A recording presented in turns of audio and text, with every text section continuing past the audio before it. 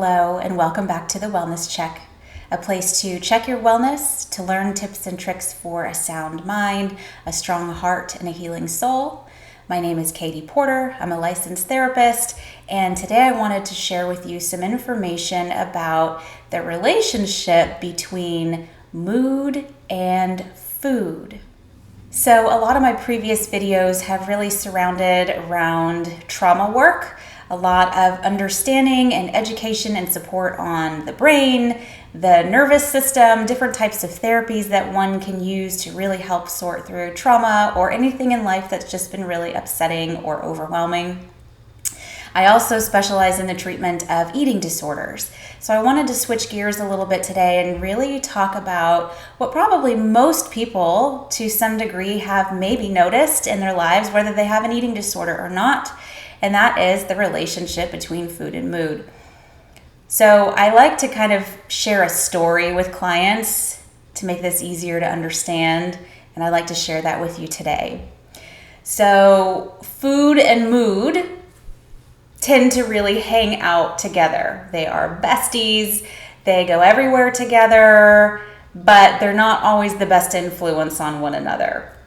So in your life, if you have ever seen or been a part of a dynamic where you had a best friend, a really good friend, and then one day that friend went down a different path and you're like, that's not the path for me, but you're watching this happen, right? And this person is hanging out with another maybe influential friend, and you're just watching the two of them get into trouble all the time.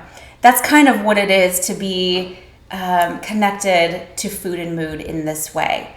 So let me kind of break this down for you to help you understand, or maybe a loved one understand, what might be going on with this relationship, how it develops, and more importantly, how to begin to detach them so that food is one thing and mood is another thing, and they don't become intertwined. When they do, things get a little tricky. So, again, a lot with my eating disorder clients, we talk about this, but again, it can just be for anyone. It's good to know. Some people might interact with food in a very specific way. So they'll use food as a reward, right? Like, as an example, worked out today, so I'm going to treat myself to XYZ. Sometimes people can use food as a punishment. So if we're having a bad day or a really stressful day, we can use food as a way to cope and manage with those feelings, maybe as a coping system, as a way to self-soothe. Now, generally speaking, that's a pretty normal thing to do. Many of us do go out to eat and enjoy comfort foods and enjoy making and baking things at home.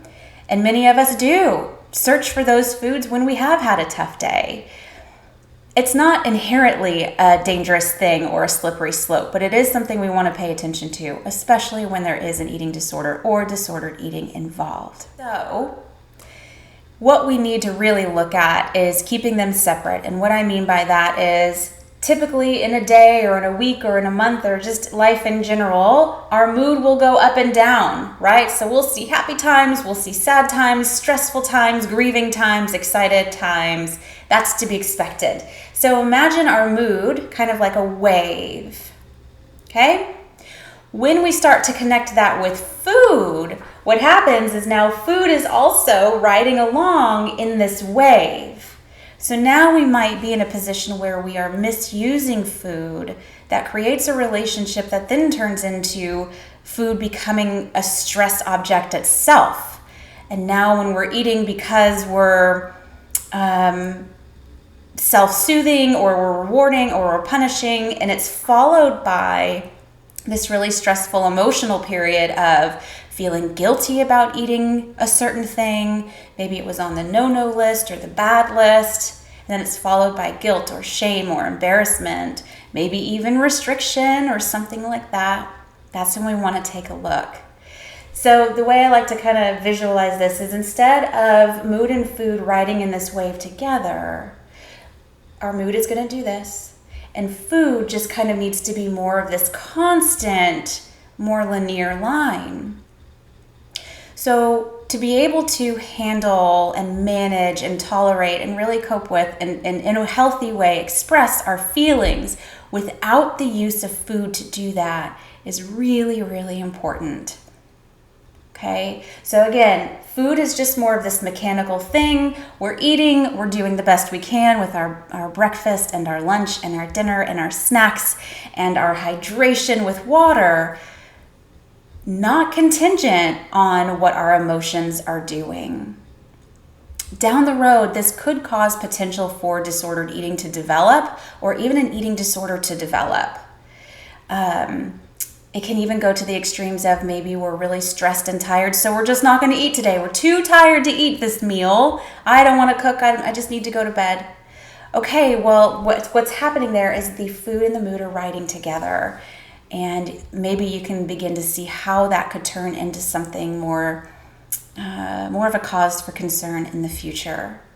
So this is just a quick little video to share some simple awareness tool with you so that you can keep an eye on your relationship with food, on your relationship with body, and make sure that when the life roller coaster of the ups and downs are happening, you're really learning how to take care of them and observe them, validate them for what they are in healthy ways, and just kind of keep food going on as it should be in the background.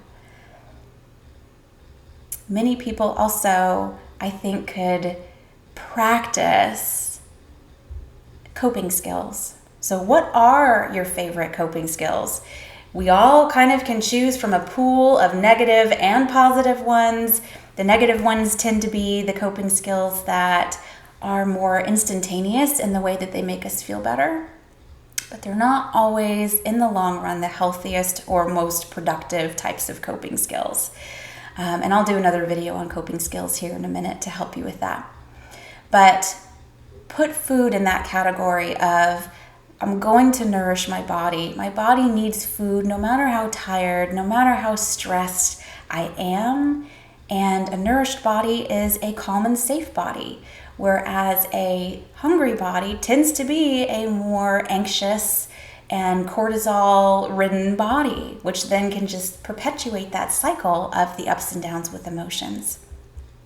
So stay tuned. I'm going to do another video here in a minute about coping skills, emotional regulation, and how you can recognize if the coping skills that you're choosing are advantageous and healthy and beneficial to you in the short run and the long run. Thank you for tuning in today and checking in with your wellness. Have a good day, and I'll see you soon.